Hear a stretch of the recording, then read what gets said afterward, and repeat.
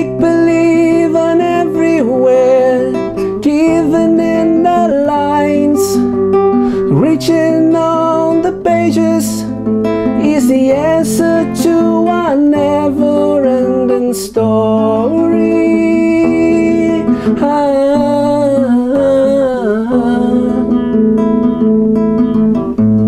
E aí, achou que a gente ia falar sobre a terceira temporada de Stranger Things? Achou errado, a gente vai falar sobre A História Sem Fim, o livro e os filmes.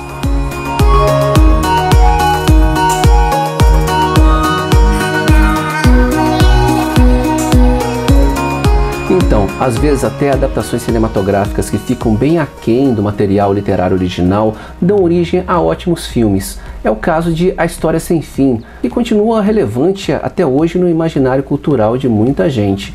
Tanto que a música tema foi citada na terceira temporada de Stranger Things. Assim que eu terminei de ler o livro de Michael Ende, a impressão que eu tive é que está mais do que na hora de ter um reboot, talvez uma série de TV da História Sem Fim, ou talvez até uma trilogia cinematográfica, porque o autor sustenta de que sem a imaginação o ser humano morre. A imaginação é altamente fundamental para a gente sobreviver. É muito mais do que só uma história de aventuras. Ele parte de um tratado filosófico de que a imaginação, a criatividade, a fantasia é extremamente necessária para a sobrevivência do ser humano.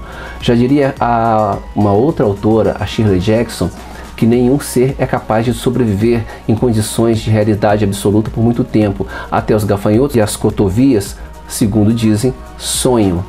Michael Ende é filho do pintor surrealista Edgar Ende. Ele nasceu dia 12 de novembro de 1929 em Garmisch, na Alemanha, e faleceu aos 65 anos de idade em Stuttgart, em 1995.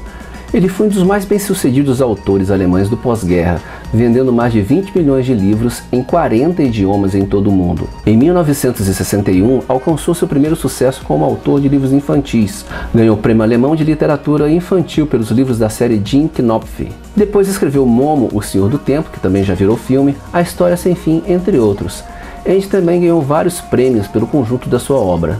Livro e filme nos falam da história de Bastian Balthasar Bux, um garotinho gordinho, numa faixa dos 12 anos de idade, mais ou menos, que vive com o pai, a mãe morreu, e ele vive uma rotina monótona e angustiante que só é quebrada pelos livros que ele tanto gosta de ler. Para piorar as coisas, ele ainda sofre bullying dos garotos mais velhos da escola. Um dia o Bastian está fugindo dos garotos que estão fazendo bullying com ele, e ele se esconde numa livraria, a livraria do Sr. Coriander. O Sr. Coriander mostra para ele vários livros, e entre os livros fala assim, olha, você gosta desse aqui, gosta desse assado, mas esse aqui você nunca viu, desse tipo de livro aqui você nunca viu. Esse aqui, quando você fecha ele não termina, é História Sem Fim. Aí o Sr. Coriander faz uma jogada com ele ali, diz que não está olhando, e o Bastian pega o livro e foge com o livro. Com Bastian conhecemos a saga de uma terra encantada chamada Fantasia, governada com sabedoria pela Imperatriz Menina. Mas a vida é uma caixinha de surpresas, e numa bela manhã de sol descobrimos que a Imperatriz está doente e morrerá se ninguém conseguir encontrar uma criança humana de verdade, e essa criança humana precisa dar a ela um novo nome. Para essa empreitada, o herói escolhido é o jovem guerreiro Atreio, que parte numa jornada pelo reino de fantasia para encontrar a tal criança de verdade. O livro começa com dois atos distintos. No primeiro, Bastian vai acompanhando as aventuras do Atreio pela fantasia, aquelas aventuras típicas da jornada do herói. O Atreio enfrenta vários desafios, vai formando aliados. Ele tem o seu cavalo Arthrax, que é um cavalo falante no livro, mas no filme é só um cavalo branco. E ele tem um dragão da sorte, que no livro chama Fushur e no filme chama Falkor. Um momento forte no livro que também ficou muito marcante no filme é quando eles passam no pântano da tristeza. Quem passa naquele pântano começa a ficar triste, começa a ficar depressivo. O Atreio consegue sobreviver, ele não é afetado pela tristeza do pântano porque ele tem a proteção do amuleto mágico, o Aurin, mas o cavalo é afetado e o cavalo começa a afundar. Muita gente também veio me falar que nessa cena chorou no filme. Agora, se você achou isso forte no filme, no livro o negócio é bem mais pesado, porque o cavalo fala e ele vai narrando o tempo todo. Eu tô triste, eu acho que essa missão não tem sentido, eu acho que isso é impossível, eu acho que ele não vai chegar a lugar nenhum. Ele fala justamente aquele discurso da pessoa depressiva e de repente o cavalo afunda lá e é muito forte mesmo. O negócio é pesado.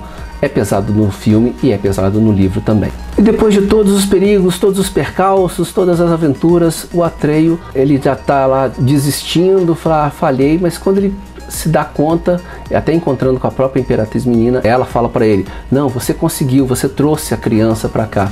E o Atreio fica, mas cadê essa criança? Aí o Bastian começa a perceber de que ele é a criança e que ele tem que dar um nome para a Imperatriz Menina e que ele já tinha escolhido o nome, que é o nome da mãe dele que tinha morrido. E o nome da mãe dele é Filha da Lua. Isso causou uma confusão danada, porque no cinema eles não traduzem o nome da rainha, então ele grita lá e não aparece a legenda. Eu sei que eu vi o filme no cinema, depois o filme passou na sessão da tarde e eles, assim, a sessão da tarde é dublado, então ele grita uma coisa assim, Montana! Então a gente fica sem saber, o nome dela é Montana? É Montanha? Que raio de nome é esse? Só lendo o livro que eu fui descobrir que o nome da Imperatriz é Filha da Lua, ou Mundora. Ele grita bem alto e claro, não, alto e claro, se fosse alto e claro a gente teria entendido, né? Ele grita bem alto lá, no meio da tempestade, Mundora! Eu lembro, nos primórdios da internet, havia fóruns de discussões sobre qual é o bendito nome da Imperatriz Menina na História Sem Fim, porque só quem tinha o livro sabia. O nome da menina era Mundora, ou Moonchild, ou Filha da Lua. O filme foi um sucesso relativo nos anos 80, ele fez mais dinheiro ao redor do mundo que propriamente nos Estados Unidos. Segundo o site boxofficemojo.com, a bilheteria total chegaria a 100 milhões de dólares no mundo todo. Mas nos Estados Unidos, na época, o filme custou 27 milhões de dólares e só rendeu 20 milhões. Ainda assim, o Wolfgang Petersen, que foi o diretor do filme, ele ganhou uma repercussão internacional, ele já tinha sido indicado a melhor diretor e até melhor filme pelo filme O Barco, que é um filme alemão, que se passa o tempo todo dentro de um submarino alemão na Segunda Guerra Mundial. E depois ele fez vários filmes de sucesso nos Estados Unidos, como Mar em Fúria, Troia, o Poseidon, Força Aérea 1. Então o Wolfgang Petersen, ele se tornou um diretor muito, não vou dizer aclamado, mas é um diretor extremamente requisitado em Hollywood pela competência. Os fãs do filme também vão lembrar que a música tema também fez muito sucesso. A trilha sonora foi cantada pelo cantor inglês Limahl. Ele chama Christopher Hamill, mas ele usa esse nome de Limahl. E a música fez muito sucesso, tanto que foi relembrada na terceira temporada de Stranger Things. Como eu disse, foi um bom filme, mas na verdade o filme só vai até a metade do livro. O que conta a segunda metade de A História Sem Fim.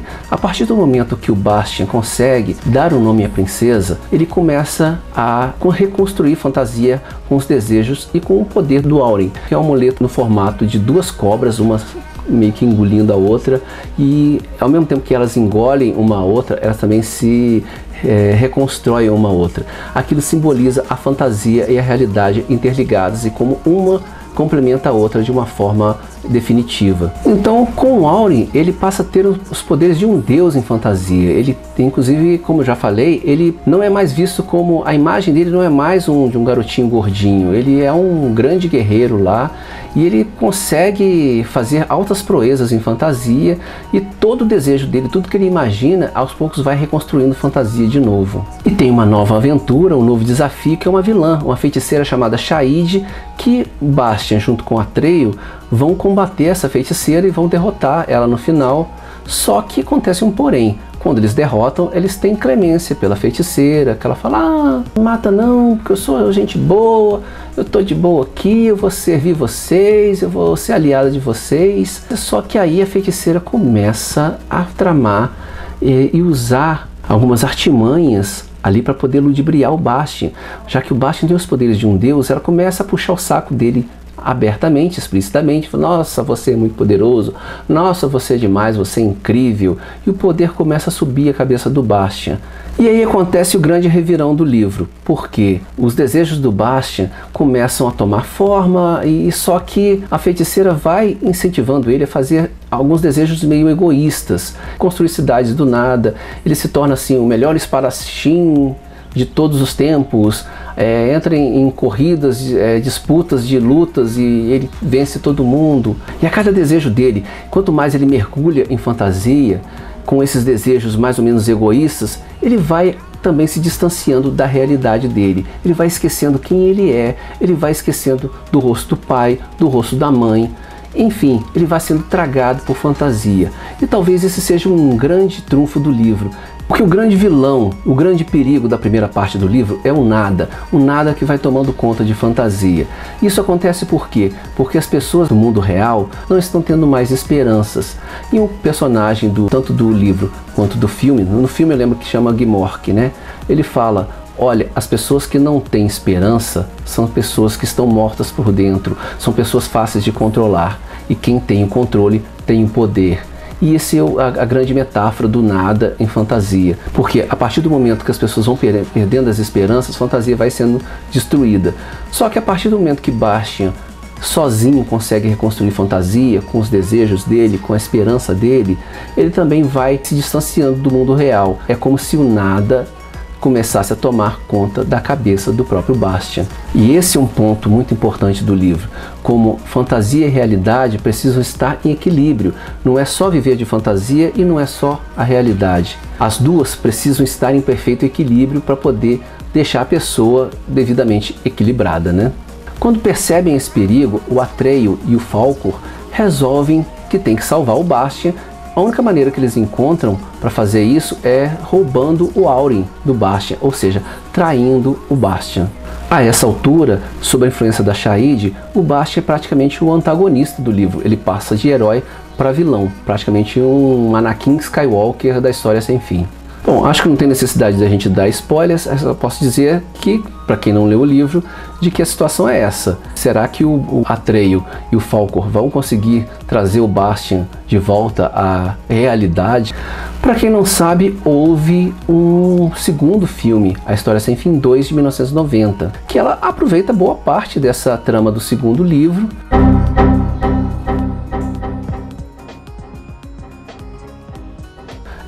Só que com um orçamento bem mais modesto, e foi dirigido por ninguém mais, ninguém menos do que George Miller. Quem conhece cinema sabe que George Miller é o nome de um fantástico diretor, criador de Mad Max. Então um cara altamente capacitado, etc, etc, e dirigiu esse História Sem Fim 2, que é meio meia boca. Acontece que existem dois diretores cujo nome é George Miller. Um é esse aclamado diretor, o outro é um escocês que ninguém conhece, que também chama George Miller, e foi, infelizmente, este escocês que dirigiu A História Sem Fim 2. O livro A História Sem Fim não é apenas uma aventura mágica, é uma história que respeita a inteligência do leitor e também nos desafia a embarcar numa aventura psicológica cheia de arquétipos e metáforas. Ele começa com o perigo do nada estar destruindo fantasia. O grande vilão do começo da história é esse grande nada, que é a falta de imaginação das pessoas, a falta de esperança das pessoas do mundo real, que vai destruindo lentamente fantasia. E depois há um grande revirão. Na verdade, o distanciamento da realidade do Bastian vai criando um grande vazio na cabeça dele. Então a grande mensagem que o livro nos passa é desse equilíbrio entre a fantasia e a realidade, para nos trazer sanidade. Segundo o músico Wilfred Hiller, que era um grande amigo do escritor, a grande mensagem que atravessa a obra do Michael Ende é que o ser humano precisa dos sonhos e não pode viver sem eles. Essa é a grande mensagem da História Sem Fim. O Hegemonia Cultural vai ficando por aqui. Foi bom voltar a falar de literatura de novo, né? Voltamos aos tempos da literatura nerd, que é o primeiro programa que a gente tinha, né? Se você gostou, dá um joinha, compartilha, divulga, clica no sininho aqui para você receber notificações, se inscreva no canal, e um grande abraço para vocês e até a próxima.